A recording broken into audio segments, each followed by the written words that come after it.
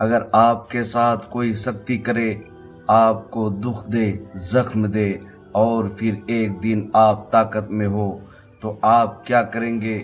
بدلہ لیں گے، سزا دیں گے۔ آج ہم سیرت محمد صلی اللہ علیہ وسلم سے ایک ایسا واقعہ سنانے جا رہے ہیں جو ہمیں سکھاتا ہے کہ اصل طاقت معاف کرنے میں ہے، نہ کہ بدلہ لینے میں۔ 8 ہجری کا سال تھا۔ نبی کریم محمد صلی اللہ علیہ وسلم 10,000 صحابہ کے ساتھ مکہ میں داخل ہوئے۔ یہ وہی مکہ تھا جہاں آپ صلی اللہ علیہ وسلم کو ستایا گیا، آپ پر پتھر برسائے گئے، 3 سال تک بائیکاٹ کیا گیا، آپ کی عزیز شہید کر دیے گئے۔ آج وہی نبی صلی اللہ علیہ وسلم اسی شہر میں فتح بن کر داخل ہو رہے تھے۔ لوگوں کے دلوں میں خوف تھا، وہ سوچ رہے تھے اب محمد صلی اللہ علیہ وسلم ہم سے کیسا سلوک کریں گے؟ ہم نے تو ان کے ساتھ ہر ظلم کیا ہے۔ نبی کریم صلی اللہ علیہ وسلم خانہ کعبہ میں داخل ہوئے، سب لوگ جمع ہو چکے تھے۔ آپ صلی اللہ علیہ وسلم نے فرمایا، اے قریش کے لوگوں، تم جانتے ہو کہ میں آج تم سے کیا سلوک کرنے والا ہوں۔ لوگوں نے سر جھکا کر کہا، آپ ایک شریف بھائی اور شریف بھائی کے بیٹے ہیں۔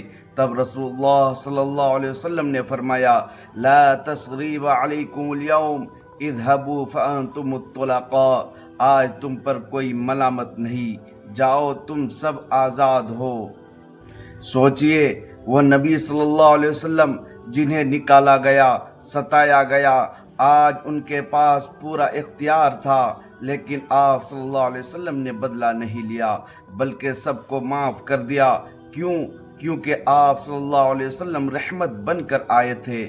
آپ صلی اللہ علیہ وسلم کی سیرت سکھاتی ہے، طاقت صرف تلوار میں نہیں، دل کی نرمی میں بھی ہوتی ہے۔